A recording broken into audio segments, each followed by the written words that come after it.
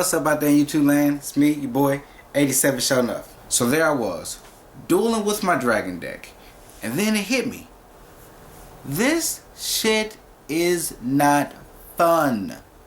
It pretty much just ends up being the exact same thing over and over and over. You really make one of two monsters. You make a Dragosack to pop this shit, or you make a big eye to take this shit. Sure, I mean, yeah, there are other plays you can make, but the end results just always end the same. Herb derp, herb derp, herb derp, herb derp.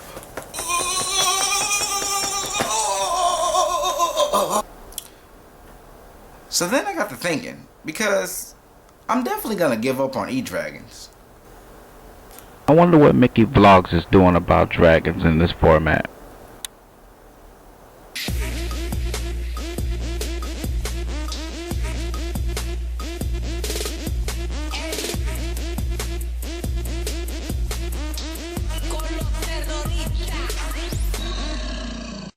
And then I came up with a formula that I just had to share with you guys. Trust me, this shit works.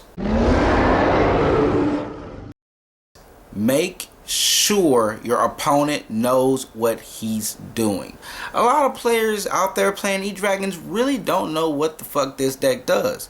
They easily just miss some of the effects because they really just speed through shit, or they'll try to cheat you and they'll activate the effects more than once. This is a no-no. The best way to easily resolve these type of issues are to have some type of measure of counters. A friend of mine once gave me the most brilliant advice I've ever heard because someone once tried to cheat me. He told me that I should get different colored dice. That way I can keep up with each dragon as they go on through using their effects. And in a way, I guess sometimes people want to let their opponents miss the effects if they're dumb enough to miss them. Me, I'm not like that. But when I was playing this deck, I never once missed my effect. But I can't say there were times that I thought I activated effect that I did, and then I tried to reactivate the effect. So the best thing to do is get some type of counters. Me personally, I didn't go with the dice idea. I went with the Magic the Gathering idea. I ended up getting 4 different type of dragons. A fire dragon, an earth dragon, that's gonna be my wind dragon, and here's my water dragon. Now, of course, because Magic the Gathering doesn't have an actual wind type, I just used the light element. So, 1 red, 1 green, 1 white, and 1 blue dragon.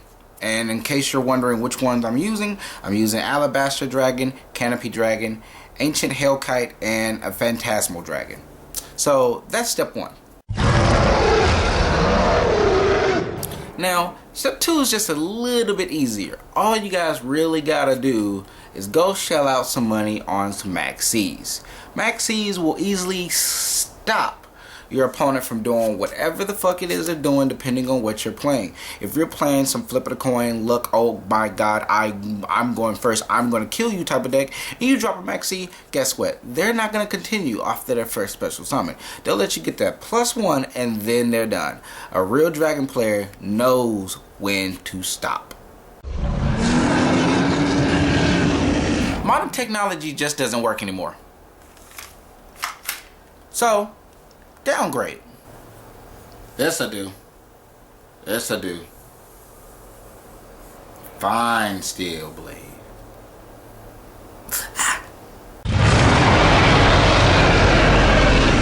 After playing many games that involve a lot of dragons, one of the best advice that I've gotten from any type of video game that contains dragons and how to defeat them is have a perfect defense.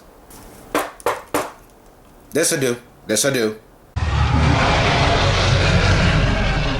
And last but not least, dragons are super effective against 2 things: other dragons and ice. And since you're damn sure not going back to playing fucking other dragons, you better bring a lot of fucking ice. A lot of fucking ice. You see this? You see this? The next event I go to, I am just gonna bring this shit and I'm gonna pour this shit all over that fucker's deck. That just happened.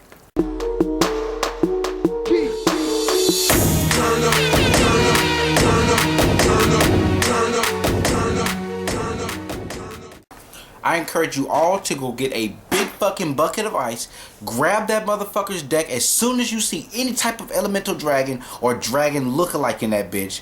Put it in a fucking grinder, a blender, or anything with sharp objects that spins around really quick and make a fucking dragon smoothie out of that bitch.